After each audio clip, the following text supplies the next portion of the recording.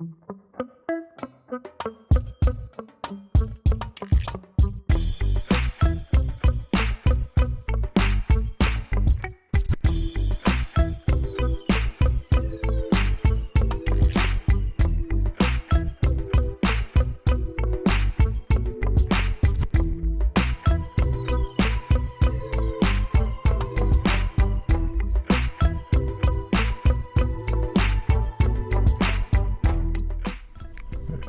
God, something about that music just sends me to another level. Welcome to another exciting edition of the Andre The Beast Crayton Show with my co-host, the one and only brandologist, Yolanda. What's up? How you doing, babe? Brand amazing. I'm doing brand amazing. We're going to talk about that brand amazing and the new podcast that you're about to launch and all kind of other wonderful things in the next 45 minutes of the show. But we're going to start off on a really positive note like we always do. We happen to showcase some of the best talent in some of the best, believe it or not. It's like, how do people come out of these things to overcome adversities? And we actually have someone on the show that's going to talk to us about that. Yolanda, I'm going to let you take over on this. Absolutely. I am excited to be here. We have a young lady who, I'm telling you, is not only beautiful, not only intelligent, but she's going to serve as a positive inspiration for so many. Her name is Mallory Moore, and she is the 92nd Miss Tennessee State University. Yes, I know you're wondering what that is. Mallory, welcome to the show. Welcome, Mallory. Hi. We're excited to have you. When you shared that with me, that was immediate for me as a brand therapist. I'm a brand therapist, so I'm a personal branding expert. And when you said that, you said the 92nd Miss Tennessee State. I'm like, girl, that was there $1 million minute. What does that mean? Can you tell our viewers? The 92nd Miss Tennessee State University. It's only 92. I'm now a part of the utmost and finest legacy.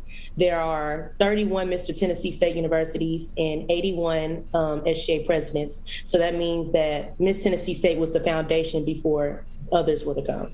So I'm very excited to be a part and actually get to network and meet other people that were in the same position as I was and sharing the same stories that I had to share with my students.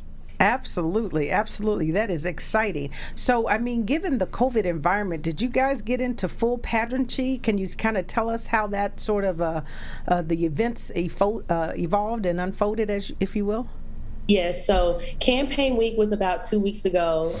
It's called Student Election Commission. So basically everyone that's running for a position, whether that's sophomore class president, Mr. Sophomore, treasurer, all of that, everyone across the board for new leadership positions for the 81st administration, they basically, come up with a campaign, and it got to be the best campaign because you're showcasing yourself. Like, this is basically you putting your reputation on the line to show what you can bring to Tennessee State University. And this year we're going back. This is the return of going back in person. So this is a really big year for us since we were a year in COVID. So this is really, what can you really bring to the university and not really BS the position.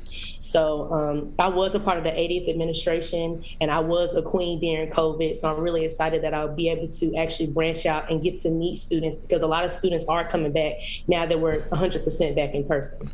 But back to the week. The week consists of, the first day is presentation of candidates. So basically your promo video. My promo video is on Instagram if y'all want to go check it out. We will be going there, trust me. My campaign was Our Turn. I based it off Little Baby of his album of My Turn. I knew that would catch attention because my whole platform was basically everything from that album. Even the events was the names of the song from the album. So it was just, I put it very well together so people would know automatically, oh, our turn. It's our turn to continue the legacy of scholarship, leadership, and service. My last name is Moore, so I said more for TSU. So Our Turn and more for TSU is my slogan the whole week. You weren't gonna forget. We're doing more for TSU, making opportunities open to retain excellence. Mallory, how did you wind up picking your your helpers, your supporting cast to guide you through this? Your campaign really stash. Your campaign stash. Thank you, Yolanda. That was really the hard part because everything has to be confidential and, you know, people want to see you lose. So basically, I had like 6 people on the inside of my campaign, and then I had my campaign team. I had 81 people on my campaign team, and some of them were my line sisters, some of them were my brothers. I'm part of Alpha Kappa Psi Professional Business Fraternity. So like it was just a mixture of both. And then some people that I cheered with, you know, it's just a mixture of everyone that are active on campus and who are actually on campus, and some that were at home. Because since this campaign was 100% virtual, you had to look good on social media. I mean, if your stuff wasn't appealing, why would I vote for you? Right. That's why that Instagram is popping. Yeah. Jason, can we pull up some pictures on that Instagram? Some pictures up from my campaign if you scroll. That's exciting. Well, you know what? It sounds very clever. I like that. You know, you literally had a branding campaign using the Our Baby and the More. You know, more for TSU. That's incredible. You said something that was kind of interesting to me and caught me, and I'm going to back up a second, because when you think about who you are as an individual, let's go back a little bit and talk about, you know, maybe where you came from, how you got to TSU, what was life like, and so forth, because you seem like you're very involved. I heard you say cheer. I heard her say part of sorority. You know, I mean, so you've got some things going on. And but part of Little Baby too. Remember? Yeah. Yeah. But before, how did you get there? Let's talk about how did you get to TSU? So Tennessee State University, it was not my first choice. I honestly wanted to go to a PWI. I wanted to go to the University of Alabama. And my mom was like, you know, this was when like HBCU's always been the thing. But like my particular year, it was like HBCUs was really like on the rise, like going to an HBCU. So my mom was like, just take a visit to TSU. I wanted to go there when I was your age, and my grandparents wouldn't let her go there because it was too far. And so I went the summer going into my senior year. I was still undecided, and I went, and they say when you know, you fall in love, and I fell in love. I've always loved Nashville because my dad took me to an SEC tournament, so I've always loved the city, but TSU is in the heart of Nashville. So it was like, I just put 2 and 2 together and I fell in love with it. They sold me. I don't know. It was just instant. It wasn't even that long into the tour before I knew. You knew. So when you think about it though, didn't you go to a private school? Did you go to a private school? Was that a predominantly white school or? I went to a public predominantly white school. Oh, yeah. A public predominantly white. So what was that transition like then, going from a predominantly white school to a predominantly all black university? I feel as though my public high school, it kind of set me up for this, as crazy as that may sound. I always felt like I was the token black girl. I was the black girl that cheered I was the only black girl who cheered. And so I just had a mindset that I wanted to continue to be like an impact. Like I feel like I was kind of like an impact in my city, because now it's like it's a lot of black girls who cheer that went to my school, and it was just me at one point. So that's really all I have to say. I mean, I went through a lot in my public high school, but I feel like TSU was like the best decision ever. If I went to a PWI college, I feel like I would not be as successful. Okay, so what's a PWI? Share with the viewers the PSI and what it's like being in that situation, because my daughter had the same experience, being pretty much the 1 out of 2 African Americans on the thing. Did you live a code of silence, or with your parents? Did your parents did you even share with them maybe some of the impacts that you was having in that school, and what was their response to that? Or did you keep it silent and say, I'm gonna just write it out myself? I feel like I was silent like in middle school and like maybe up until like my freshman year of high school. My dad always knew what was going on. My mom didn't, because like I take after my dad. Like we're the same person. We have the same mentality. So when I would tell stuff to my mom, I feel like she would just like brush off. It's okay. Like, you know, just do what you're supposed to do. But in my head, I'm like, no, I'm going to make sure you know how I feel. Like I'm very open. Right. I don't sugarcoat anything. So like if somebody disrespects me in school, I'm going to let you know you disrespect me. Like I used to get in trouble. I wouldn't say a lot, but like you basically knew I was like the one who was going to let you know. Like what it was and what it wasn't. Well, good for you, because you taking up for yourself. I mean, and in full transparency, the best way for people to know how to treat you is for you to tell them, right? You got to teach people how to treat you. That's just important in life overall. What do you do now? What do you do now that you had this impact? Do you go back to the school? Do you reach out to other kids that maybe been in that same situation? Because if you live the code of silence, my daughter lived the code of silence, something has to happen. And I believe that it may come from individuals like yourself going back to your alma mater or your roots and saying, look, maybe there's a time for a change here. Well, I don't talk to anybody from high school. I maybe talk to one or two people. That's sad, but I don't. And it really happened to me not talking to anybody when the George Floyd, when we were going through that. And I feel it's like I was just starting to see a lot of things. I had unfollowed everybody. I have a YouTube channel that's called The Mallory Moore Show. I basically spoke on how I felt in my experiences at Thompson High School. And, that kind of like, that just, made it kind of weird. So, because I said what I had to say on a public platform and it got a lot of views. So really, when that happened, I don't talk to anybody, but a lot of people that do go to Thompson High School, a lot of black and white individuals still follow me. They still keep up with me. And I haven't been back since like my freshman year of college, but this girl reached out to me. They have like a newsroom at Thompson High School, like a THS-TV, basically that sets you up for like journalism and you want to do like the news and stuff. And she reached out to me and asked me would I come back and do an interview on campus. So I've been contemplating if I want to do it. I will do it because I'm about to go home in like a week or so. So I think that'll be great for me just to, go on campus because I know that I'll probably be like, they'll probably try to show like, oh, Thompson High School student, Miss Tennessee State University. I know they'll probably like do stuff like that. So I'm kind of looking forward to it. They'll highlight it, but more importantly is for you to show up so that you can show other young ladies who look like you that you know what, you can come out of this situation and continue to thrive. I think that's the big message there. And speaking of thriving, let's talk about that because you're wearing a crown for the next year. How exciting is that? You have a platform.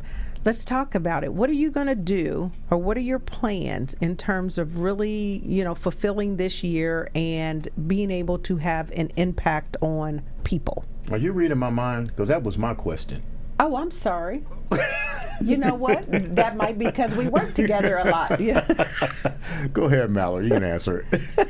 What I plan to do as the 92nd Miss Tennessee State University, the first thing on my list is creating Shadowing a Tiger, which will be a mentorship program. So the next class is TSU 25, and undergraduates like me will sign up for the mentorship program, and they will basically take on with them their first year. You will show them everywhere. You will show them the ropes, and you will be that mentor for them. So if they need to go get groceries, if they want to be taken around Nashville, you would be that person. Because as a student coming in my freshman year, I didn't have a mentor. And I feel like a lot of people did have mentors, but I didn't know anybody that was previously going to Tennessee State. So I was kind of, learning my way around when I really felt like I could have had somebody that could have helped me. So I want to create that program so for the incoming freshmen, so they know the ins and outs, who's going to keep it real like me. So I've already kind of shared that with the students during my campaign. So undergraduates that sign up for the mentorship program, you would basically have to be that person. Like you'll be their parent away from home.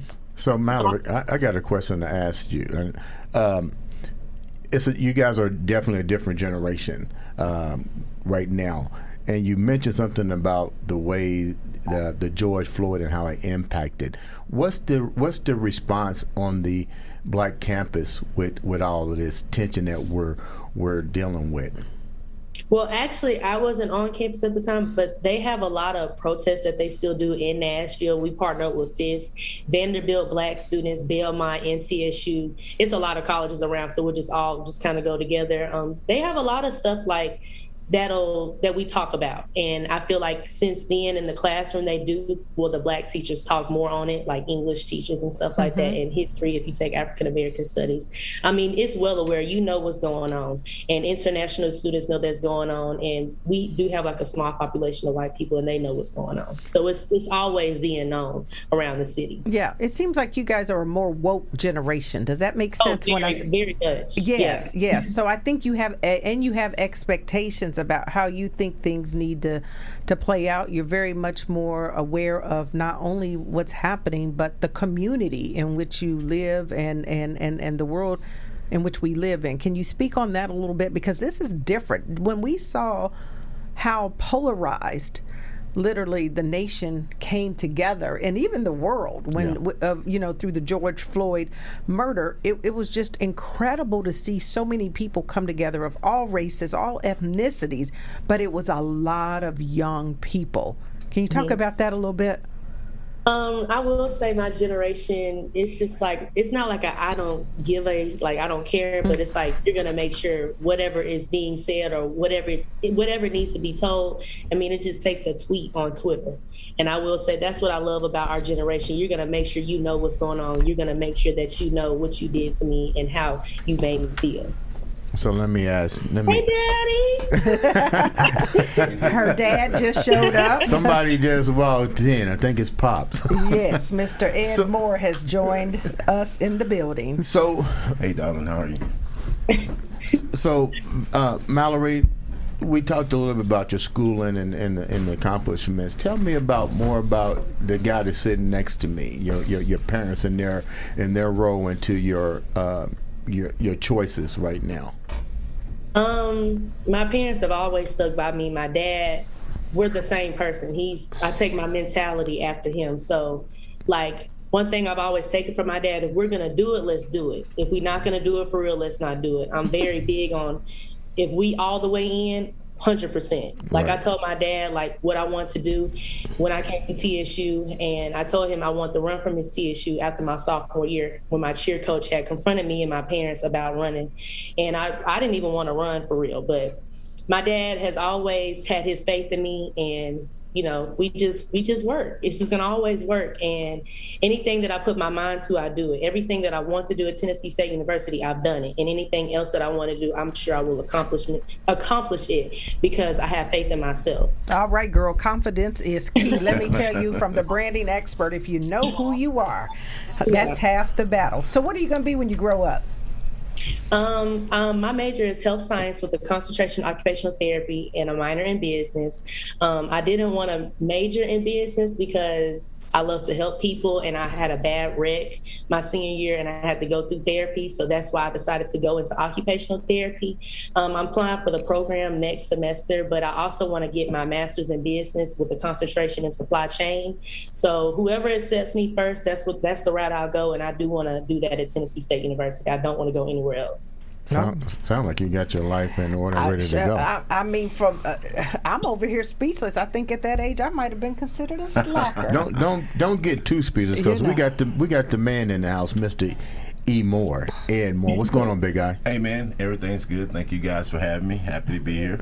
Absolutely. Ed, we talked about doing this programming, and we're dedicating the next two to your state, Alabama, and the things that you've brought to the city of Birmingham, and the things that your daughter is now bringing to a different generation. Tell me more about Ed Moore. Ed Moore is a dreamer, and my thing is, the day you stop dreaming is the day you stop living. Ooh-wee. So if there's something... Hashtag... Dream on. If there's something that you want to do it. Put your mind to it and be consistent with it.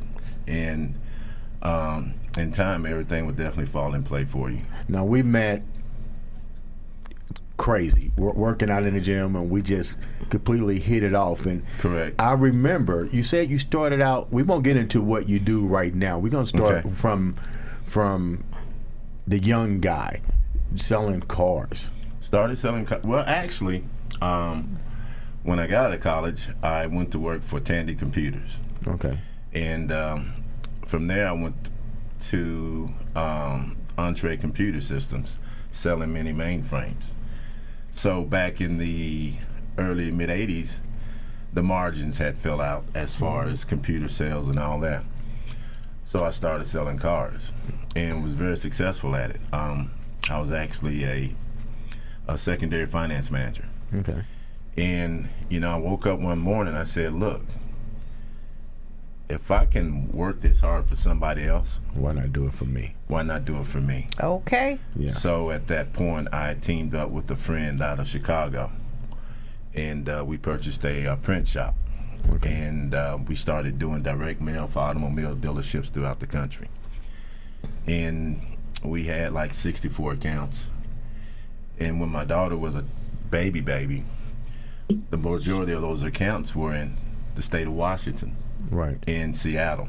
And I was spending 2 weeks a month for almost 2 years out there. Away from home? Away from home. And that was hard, you know, but it worked out. And shortly after that, after 3 years of doing that, the automobile industry went under. Wow. And so at that point, you got to readjust, and that's what we did. We're doing this segment about Alabama and the reinsertion of a time that Alabama has seen, from civil rights movements to, what did we talk about, Yolanda? The tragedy of 7 murders in 7 days. And I mean, and you're coming up. Tell me a little bit more of what it was like in Alabama for you. Well, I grew up in Huntsville, Alabama, North Alabama. And Huntsville is a high-tech city, as we all know. I would be in my backyard and see the space shuttle on piggybacking a 747. Right. That's something you don't see every day. Right. Especially coming up as a kid. But I moved to Birmingham about 30 years ago. And Birmingham's a great city. Just like any city, with growth, you're going to have the murder rate go up. And I guess it was about 3 weeks ago, they had like 7 murders in 7 days. 7 days, yeah. Yeah, and, you know, it's kind of scary, especially, you know, when you have young kids. Right. And I think that a lot of that has to do with this pandemic, you know, that we're going through. And you got to look at circumstances that these young kids are being brought up under. And the sad part about it's all of them happen in the black community. Yeah, desperation breeds, you know, a lot of destruction, unfortunately. It does, and that's not a good thing, especially, you know, at this day and time.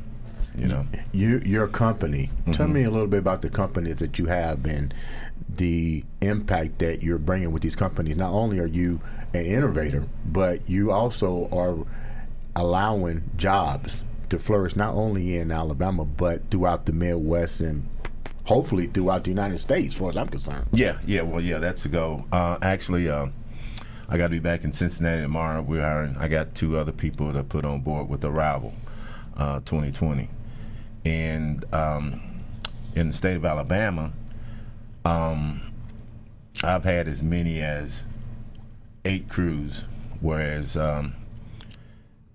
you have your Latinos, you have your African Americans, and you have your Caucasian workers. And I have crews that consist of all of them. And one thing I want to push for, as far as hiring my people to work for me, is making sure that they're paid well. And if they're paid well, they're going to come to work every day and do you a good job. They're representing you. They're representing your company. And I feel like starting out paying them great and continue to pay them great and give them raises on a regular basis, they're going to be loyal to me. Right. I have employees that's been with me for over 10 years from day one.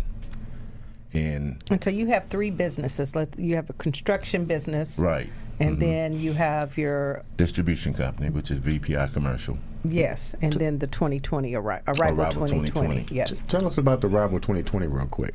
I started that company last year in Cincinnati, and it started out with a bang, and it's banging. It's going great right now. It's a merchant service company, and if you're a business owner, this is going to benefit you greatly. Back in 2014. The merchants got together and sued the major credit card companies. And the merchants won. They won a $6 billion class action lawsuit, whereas all the major credit card companies had to turn around and pay the merchants. For all those exorbitant fees that they were charging. Exactly. Yes. That's why I check my... your bank statement. You have to. I mean, really. So shortly after that, the U.S. Senate got together and passed the Dick-Durbin Amendment. And what that amendment does, it requires each state to be a merchant pass state. So if I want to pay for your services using plastic, I have to pay my own fees. Mm-hmm. You're no longer liable being a business owner. Why should you have to pay for somebody to get points on their credit cards to get a free hotel room? And you thought of all this just out of thin air. I'm going to start this. Well, I actually got a phone call from a friend of mine in New York. Okay. And he was asking me he's in banking, and he was like, you should consider getting off into merchant services. And I said, and I thought about it for about 30 days. And we talked some more, and eventually I went ahead and jumped on board with it. I'm glad I did. We're saving companies anywhere from $10,000 to over $100,000 a year. Just in fees. Just in fees. Yeah. And if you're a small business, you need to save every dime possible. Absolutely. We try to reinvest. So it sounds like to me that you're extremely diversified in your businesses. This is a smart deal. So one industry goes down, you still good. Well, my granddaddy told me years ago, don't ever put all your eggs in one basket. One basket.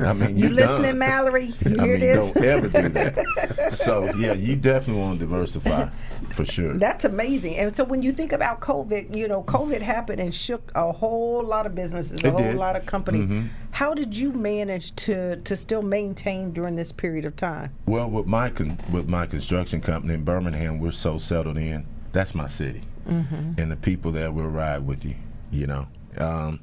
And so construction continued to flow, not on a larger scale before the pandemic, but with VPI, we started distributing PPE. There you go.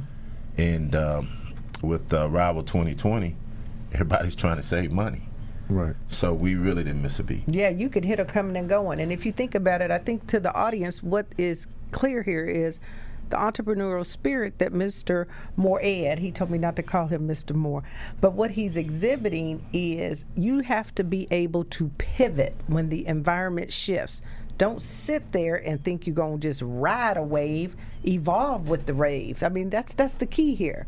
That's the key. Hashtag brandologist. I got to throw the tidbits in because it's all about educating, right? And he's on the road today. Yeah. But it's all about educating because Correct. that's key. That's a key thing that you just said that makes a lot of sense to me, And when you think about really helping other people, I know we talked a little bit about it, and you said you'd like to give some insights to some of the business owners on how they can boost income because people are missing a huge piece of the pie. They are, and everyone that I speak with, just like Andre, questions he was asking me when we initially met, I pretty much do the same thing, and I encourage people.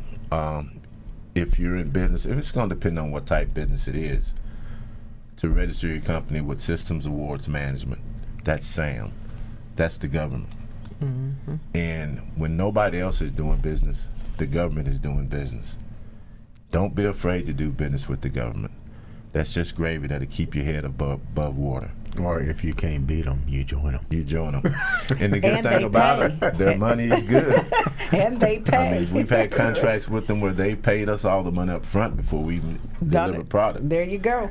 Now, talk to me about, I was really excited. You got another business venture that has to do with sanitation and keeping us somewhat safe from the COVID. Well, that's part of VPI. Okay. And VPI commercial. Right as we speak, we're building disinfectant chambers in Huntsville, Alabama.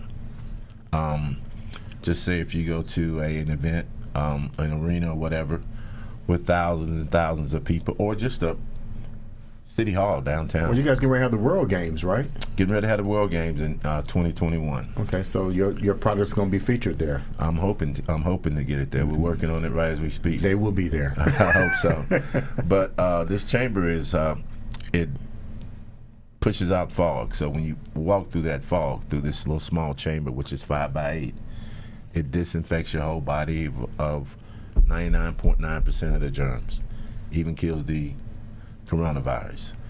So wow. Once you walk into a place where there's massive people, you'll feel, it's a sense of security. Absolutely. You know, you'll feel good about being there. So tell me, Ed, I mean, you know, me and you talk almost every day, at least once a week. Right. Tell the viewers the deepest struggle that you had. You clearly this isn't an overnight success. Tell me about some of the people that really made an impact in your life to be where you're at today, and then maybe some of the hard times that you clearly looked at it and go, man, you know, what am I going to do here? Oh, it's simple. You just got finished talking with her. You know, look, she's just smiling. I mean, I grew up with 3 brothers. You know, no father.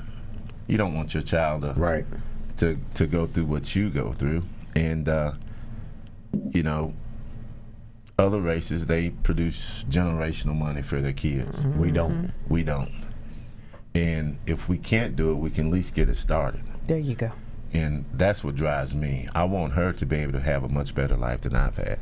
Why do you think that we as minorities, as a culture, have a difficult time generating money? Is it because we want it right now, fast, or fast money? Yeah, fast money. You go back to Arrival.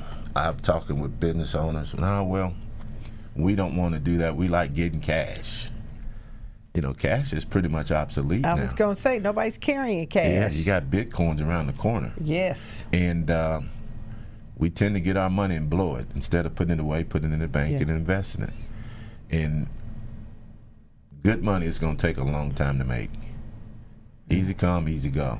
But if it takes a long time to make, you're going to keep it a long time. You know what? I like what Les Brown said. If you do what's hard today, your life will be easy. Because, see, people don't want to make the sacrifices, right? Say that again, because you know what? I'm a firm believer in that. Yeah. If you can't do what? If you do what's hard today, life will be easy. And you know what? I ask myself that every day dealing with people. I'm like, don't want to grind. People don't want to grind. Don't want to grind. Nobody's going to give you anything. No. And there's 2 other things to when we think about that generational wealth too. You know, we didn't have access to a lot of things because they would not allow us to have certain things. That let's be clear about that too. Now, no doubt. I agree. It wasn't to us. And then somehow when we had an opportunity to get our hands on a little something, we became the #1 consumer of goods.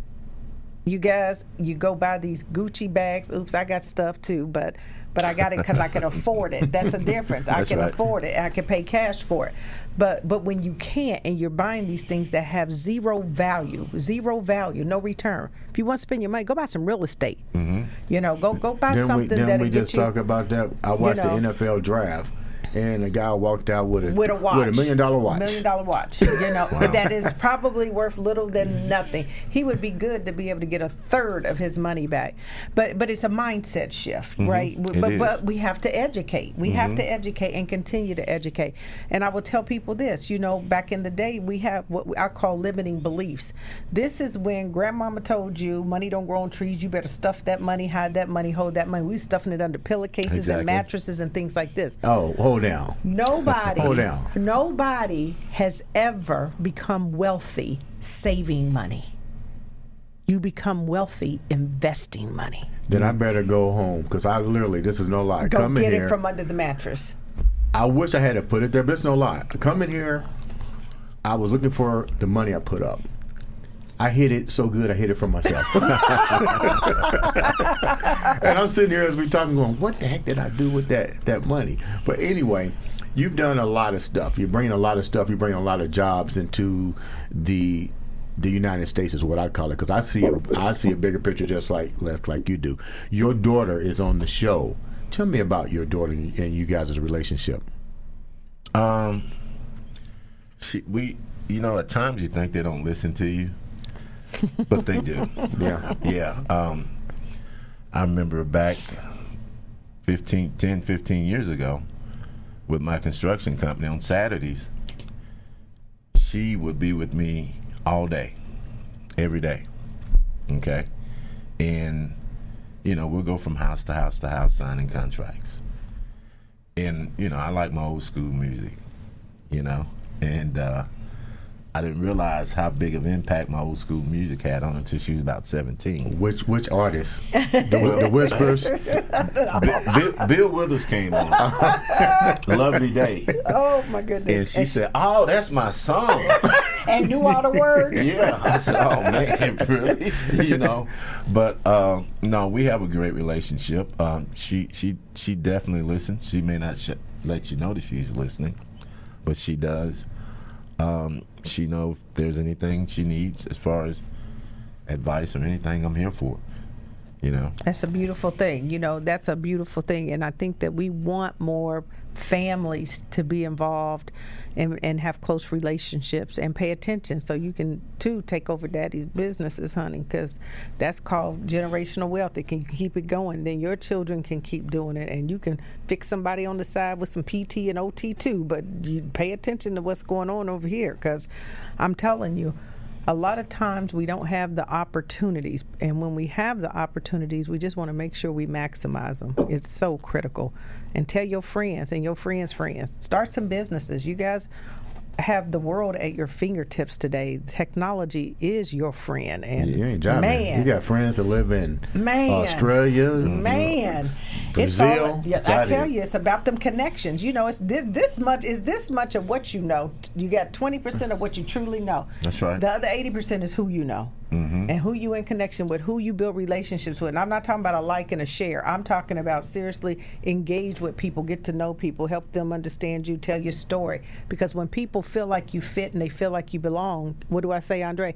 Those are the people that will sponsor you. They'll pay you. They'll loan you money. They'll marry you. They'll, She's a promote brand. She's you. #brandologist. That's why she's here. I just listen. That's why she's here, because I'd be listening. Okay. So Ed, tell me what the future holds. What's the big vision now moving forward? And let me say why you're here. Thank you for being one of our sponsors, head sponsors for the Andre The Beast Show and the newest show, The Brand. Hey, it's great. I like, almost like Yolanda said, you want to hitch your wagon to somebody that knows what they're doing. Oh, by far. And tell me, the viewers, what's next for you? Because you got so many things going. What's the future? I'm going to go even deeper. Give me 5 years. Where are we going to see E more? 5 years? Yeah. I've always wanted to get in the hotel business. Excuse me? Yeah. Especially after... I don't doubt it. Well, especially after going in... Well, since she's been in school in Nashville, it's amazing how that place has boomed. Oh, my goodness. And if you put the numbers down as far as the money to be made, as far as being in the hospitality business, it's big. And you think about once this pandemic ends, more people are going to be working from home. Mm-hmm. That's one thing this pandemic has done. Right. When Google decided to lay off 200,000 people, well, not lay them off, but send them home to work. Yeah. Not coming back. Their profits went through the roof. Yep. They're not coming back. So you're going to have people with a lot more money in their pocket. It's looking to go out of town, vacation. Yep. Restaurants, hotels. There's something you talked about. Explain to me the difference between Huntsville and Birmingham, because we're going to have on the show next, I want you to stick around, your good friend, the former mayor. Tell me the difference between Huntsville and Birmingham and the cultural divide. Is there a cultural divide between two, economically and non-economically? Oh, yeah, there's a big cultural divide there. Huntsville is made up of people from all over the world. Mm-hmm. You got a military base there. Mm-hmm. You actually got two different Huntsvilles, you ask me. I mean, people that's been there all their lives. And then the transplants. Yep. And they're from all over the world. And, yeah, it's a big difference as far as income, as far as the average individual in Huntsville compared to Birmingham. Well, you got a lot of NASA action down there, right? It's a with ton the space programs and all that stuff. Yeah. Mm-hmm. Mallory, do you see yourself going back to your hometown, your roots, to make any type of impact there? You can say whatever you want. Your dad's not going to say nothing. I feel as though I can make an impact wherever I'm at. So if that means me going back to Birmingham, which I don't see, then that means that. But I can see myself living here in Nashville or even Dallas. Why Yes, Dallas? The Why big Dallas? D, girl. Why Dallas, That's my Mallory? town. I don't know. I feel like that'll be just something new and fresh, and it seems like it's fun to live there. So, Well, it's cowboy country. You know, it's got to be. Hey, I lived in Nashville, and I lived in Nashville before it boomed, and I liked it then. I went back a couple years ago, and It's you're crazy. right. I was like, this is a whole different world. I went over there. The It's house crazy. that I had I was probably in my late 20s. Was that the house that we went to see you in when we were young? Probably. Yeah. And that house, I don't know, maybe I bought it for 90 or 100. What part of town? This was in Hermitage at this Okay. time, because I used to be out in Bellevue, and then went to Brentwood, I guess, and then bought a house in because I like land, so Right. I kind of got a country vibe to me, but I'm a city Yeah, girl. right. You know what I mean? Yeah. Yeah. And Nashville brings that. It does, but anyway, shoot. I wish I'd have held on to it. That house right now is $400,000 and something. That would have been a quadruple return Yeah. on my investment. So Hold on to the house you got now. the people that live there now that literally say they cannot move, they cannot sell if they sell their home, they cannot buy something else For that for the money, because it's skyrocketed. Correct. It is. It's just booming. So no matter where you live, I am certain you'll have an impact. You have a lovely daughter. It's Thank just you. been a pleasure speaking with her. Her head is on straight.